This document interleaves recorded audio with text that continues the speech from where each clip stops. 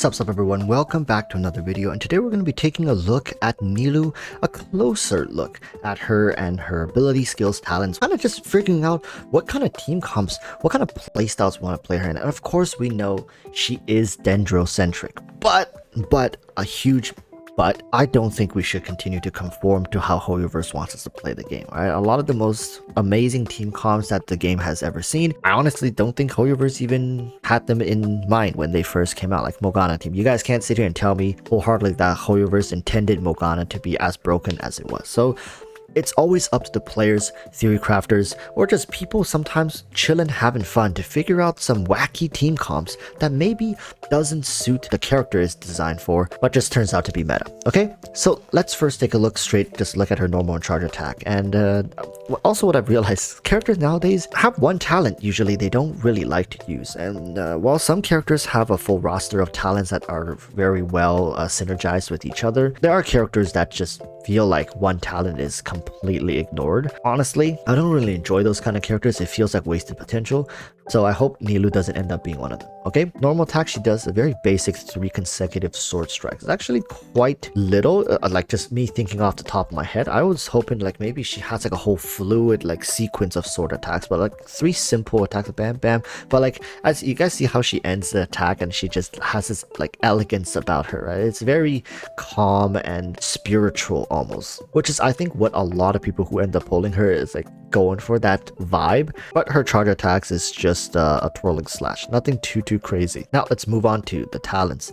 So with her talent, Dance of Afkarsvar, I'm sorry if I butchered that pronunciation. Here, she enters the pirouette state, dealing hydro damage to nearby opponent based on Nilu's max HP. So now we know she's a max HP scaling character, super fitting to the hydro category. So building her in a double hydro team is going to be a no-brainer. I'm thinking likely going to be pairing with Yelan or going to be pairing with Kokomi. So regardless of the other 2 teammates, you're gonna have 2 hydro. So while in this state, Nilu's normal attacks and elemental skill will cause her to enter the sword dance and whirling steps of stances respectively, causing damage she deals to be converted to hydro damage. So that is the infusion. So we can safely assume this is her elemental skill, right? Like her elemental skill has an infusion. That leads me to think she's going to be an on-field character. Does that mean we can play her as a driver, like a hydro on-field character, like play similar to Tartaglia? I guess that's the first hydro infused on-field character that comes to mind, and of course Ayato as well, a hydro infused on-field character. Of course this damage cannot be overridden, and that is a huge deal, because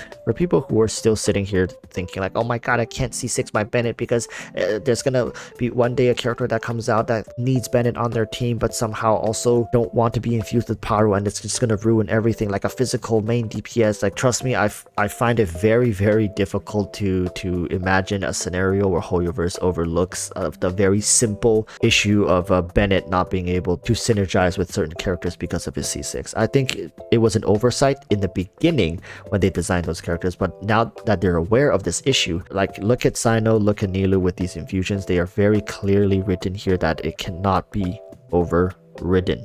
Okay, and we're not even done yet, right? In these stances, Nilu's 3rd dance step will send pirouette and has the following effect based on the type of said dance step. Sword dance. Nilu unleashes a luminous illusion that deals hydro damage to opponents. It touches and grants Nilu the lunar prayer effect. This effect converts Nilu's normal attacks into sword dance techniques, and her final hit will unleash a luminous illusion. Nilu is unable to perform charge attacks when under the effect of pirouette and lunar prayer. These effects will be removed once she leaves the field. So it feels more like Hu Tao. Like, wait, hold up a minute. She feels closer to how Hu Tao plays, like that elemental infusion, and then it has like this like, I guess you guys see the illusion. Do you guys see this? Is this the illusion? Bam, right there. Was that the illusion? All right. Okay, that's pretty cool. Honestly, I feel like this has so much potential when just looking at it without Dendro. It makes her a great on-field hydro driver. A lot of people might pair her with someone like Beidou, pair her with someone like Raiden Shogun, depending on how her burst works. Does she even need Raiden Shogun? And how's her off-field looking like, right? So pairing her with Raiden Shogun, with Beidou, with Fischl maybe, like maybe people would want to do that. And it doesn't seem like she applies hydro to herself, so meaning that electro charge is going to be a pretty interesting way to play with this character. Now, some of you guys might also be thinking, could she be like a support DPS, right? For Sino. We all know Sino, whenever he's on the team, he's going to be taking up the bulk of the time on field.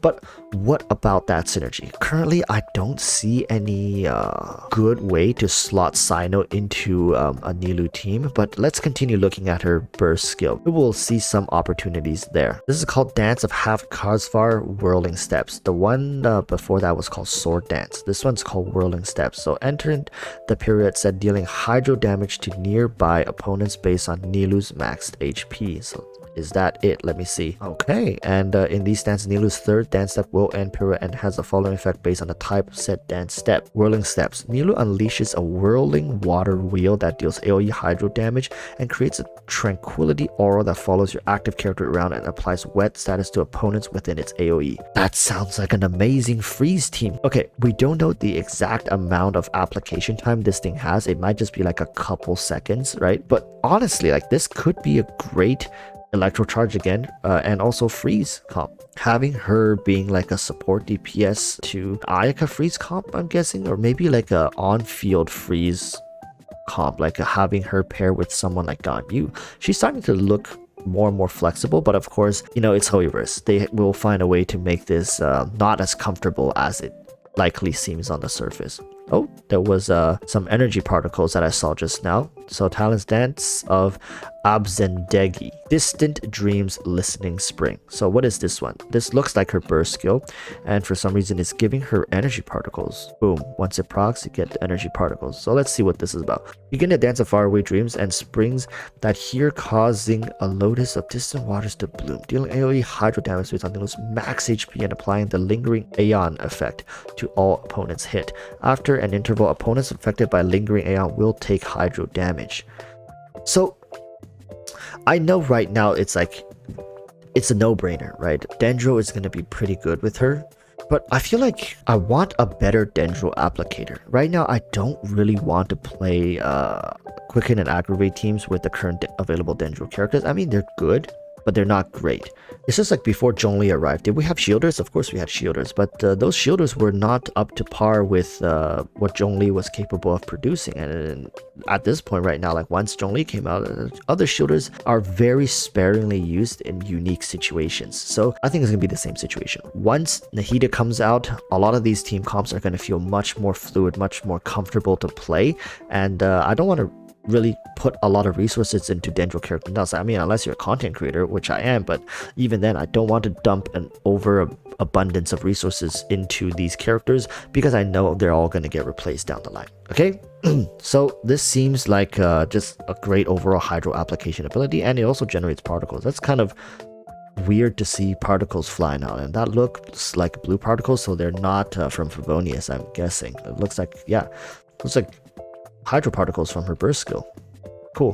Talent Court of Dancing Petals. Oh, here's the Dendro stuff. All right, let's take a look. When all characters in the party are all Dendro or Hydro. Well, and there are at least one Dendro character and one Hydro character. The completion of the third dance step of Nilu's Dance of Hakavsvar will grant all nearby characters the Golden Chalice bounty for 30 seconds upon its completion. Okay, it's a 30-second buff. What is the Golden Chalice bounty?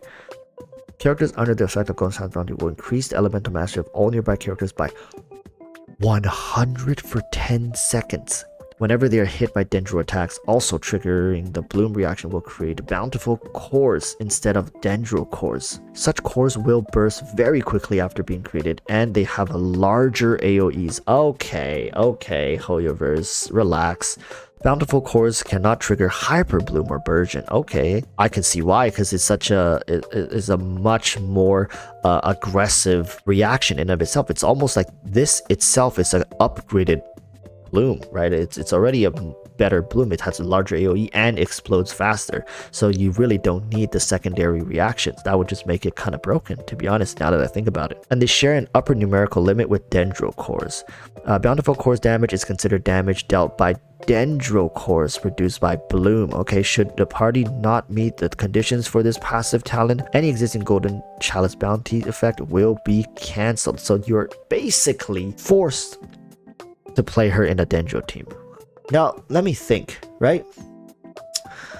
you can actually play her in a quicken, aggravate, and bountiful core team, like basically bloom team as well. You can play her maybe with Fischl, and then when Nahida comes out, you can play her there as well, and then you can slap, I don't know, Kokomi into the healer position. But this only works, I mean, you can also play like C2 Kale with her. You can, I don't think you can play her with Tignari. I mean, Dendro MC definitely can slot in for Nahida for the time being. I think Kale C2 Dendro MC is going to be people's go-to prior to the Dendro Archon's release, which is definitely playable, but I'm definitely going to be looking towards that Archon release.